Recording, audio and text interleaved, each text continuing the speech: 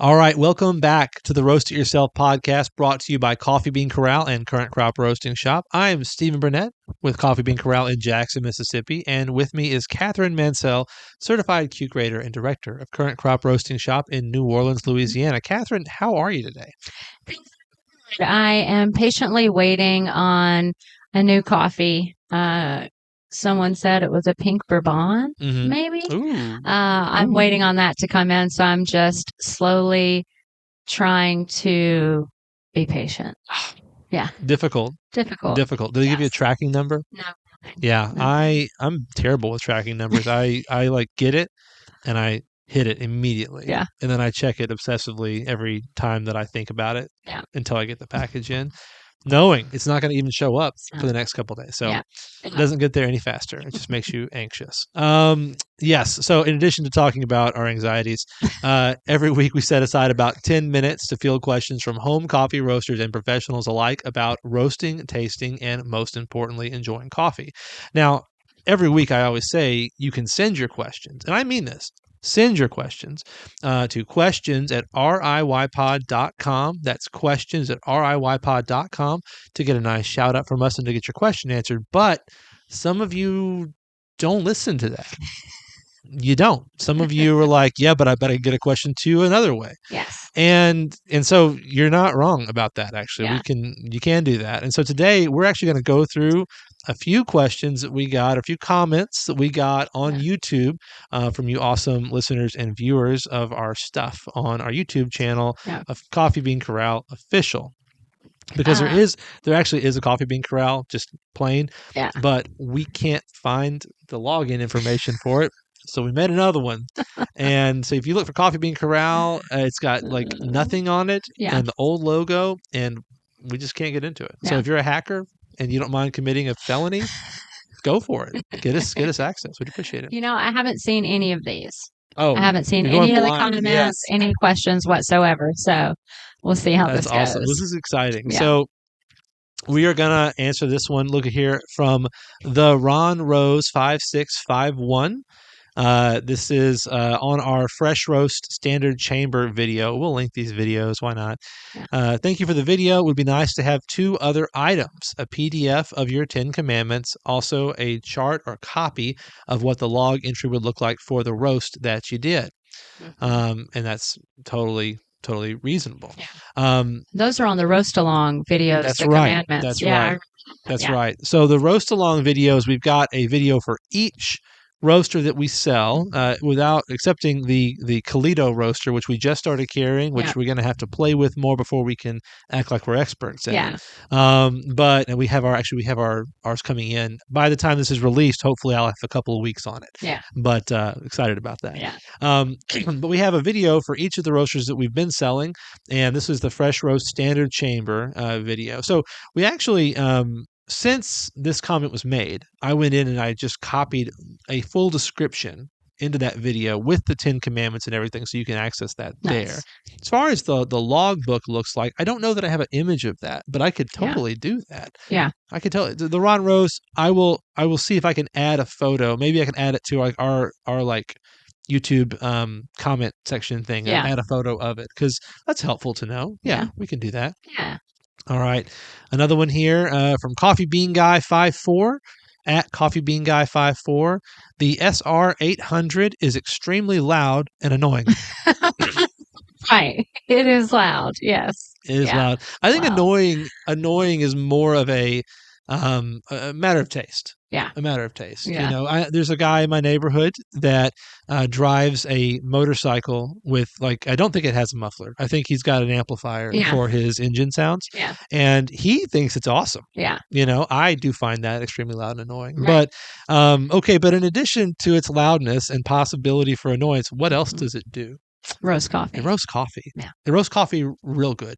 So, and it's one of the lower priced coffee roasters that can be a workhorse for you. A workhorse for you. So, you know, we understand Coffee Bean Guy 5'4". Totally get it. It's loud and it can be annoying, but I think there's more good about it than bad about it for sure. Let's see here. Oh, you're gonna like this one. This is from Roy BBQN. So Roy barbecuing. Yeah. I'm drinking Tanzania Peaberry Kilimanjaro washed. It's delicious. It'll be a regular in my orders. I've tasted 30-ish coffees from CBC, but none were what Bob talked about. I forgot about that.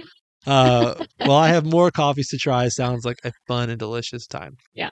But referencing there the video, the worst tasting coffee I ever roasted. That's one of our episode 14, Valley Kintamani. My favorite, Bob's worst ever.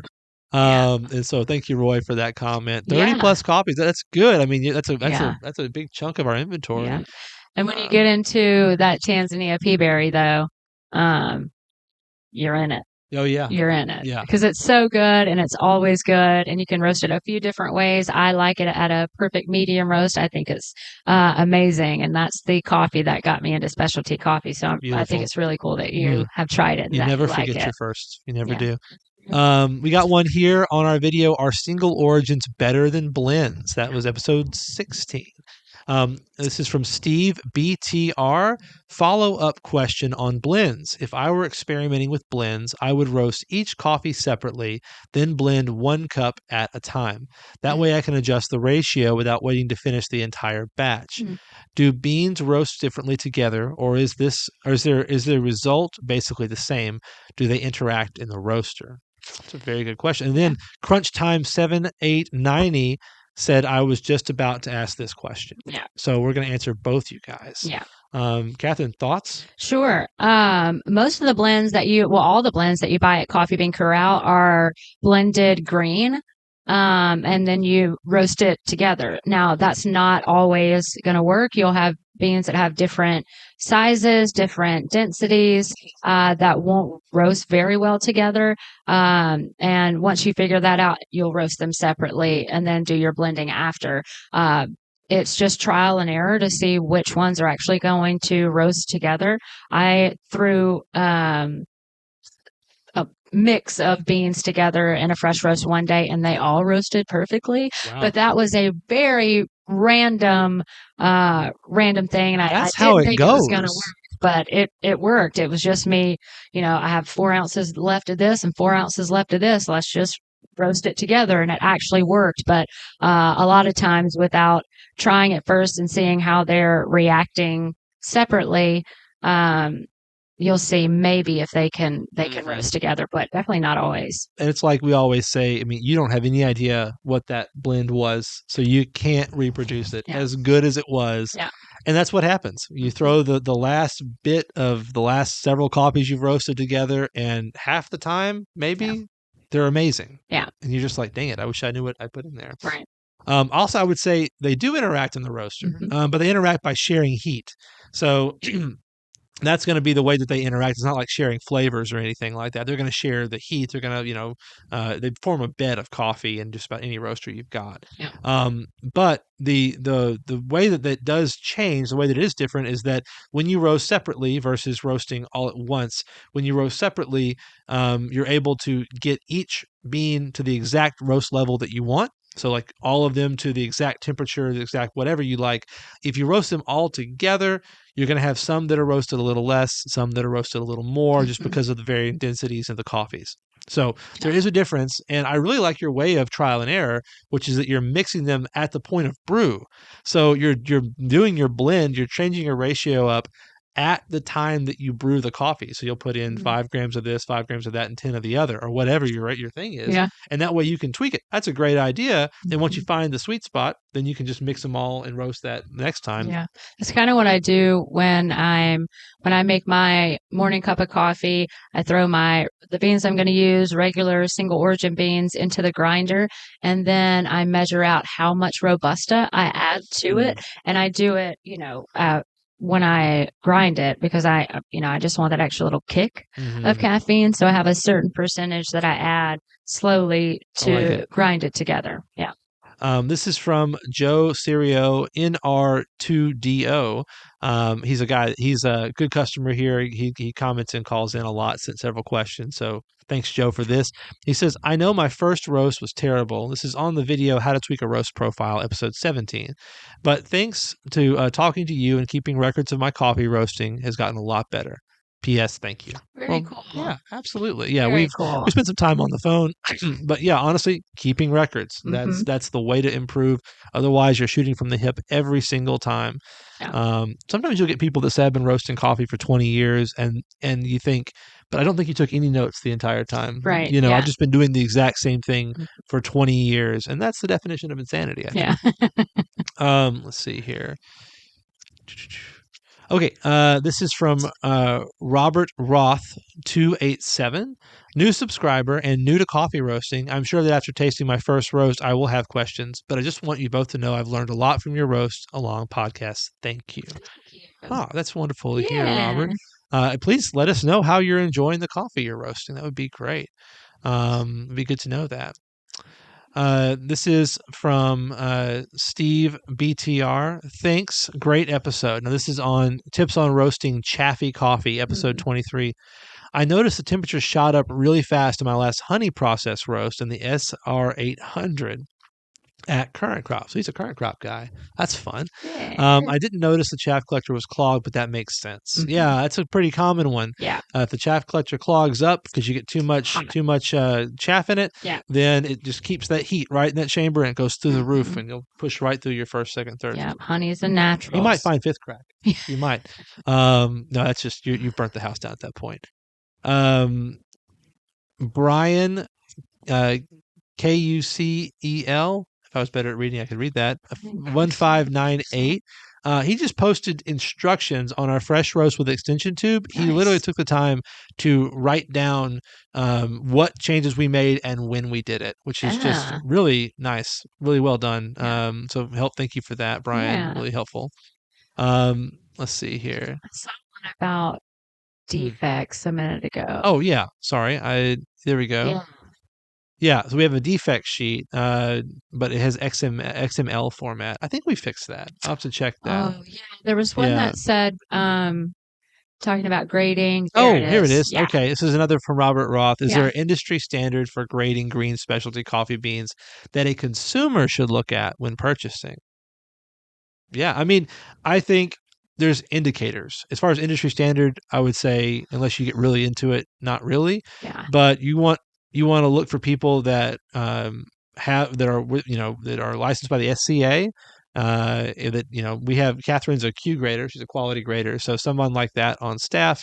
And our thing is, some people post scores and post like all this information. I haven't found that to be incredibly helpful because those information can change, but we always carry current crop coffees, hence the name Current Crop Roasting Shop. We only carry the current crop of anything. So, when you're buying from us that it's specialty grade and that it is less than a year old, because as soon as the new stuff comes in, we're either out of the previous or we put it on past crop, knock it down huge and get it out the door labeled that way. Right. There is a sheet that I used when I was going through the queue, and I will pull out occasionally that, kind of helps you go through and mark everything. But that's really for by the time the coffee gets to you, you wouldn't need that sheet. You may see a couple of things here and there that you can pull out. It's really for green grading, specifically for when you get a new coffee in that you need to really look through and see, like we were saying the other day, when you send a coffee for a sample and it's got some defects in it, I need to grade it and I need to write down the minus however many. And then as I evaluate it, all of those kind of go through as I'm scoring. So there is a form that you can use. I don't know how beneficial it would be for you as a consumer, but there is one available, and I can find it and send it to you. I just remember, weird beans aren't defects. Yeah, ugly beans are not defects. All defects look weird, but not all weird-looking beans are defects. That's so keep that in mind. Yeah. But just buy from reputable sources, people that sell specialty. Amazon is a dice roll, definitely. Not even it's a dice roll. It's not even a coin toss. I feel like you have a better shot. Let's see here. Okay, here's a challenge here from Crunch Time 7890. Thanks again. This is our high price beans worth it. Now that was a big controversial video we did, but he says, so what cheaper coffees put Kona to the curb? Now I could read that as just a general question, but I'm going to choose to read it as like he's offended. He's like, hey, what cheaper coffees put Kona to the curb? So with that, give us what would you say that would be like this is as good or better than Kona coffees?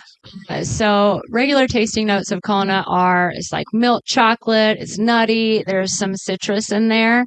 Let's see. I'm thinking La Manita Estate. La Manita's pretty great. It's got caramelized sugar, fine chocolate, Yep. citrus orange. Yep. Let's see. When I want something nutty and chocolatey, I'd probably go Brazil CHC. Yeah. That's a fantastic coffee. Let's see, Brazil Dutra. That's a really good coffee. Turquesa? Yeah, Mexico Turquesa. Mexico Turquesa. And then flip side to that, the Oaxaca, it's like brown sugar and orange and can be really nutty. So just those few in general could be in the running to kick the Kona, but and I want to say something else. We didn't really hit this in the video, but it is true that when you're paying those high prices, you're paying for a lot of different things. You can go check that video out to see what we mean.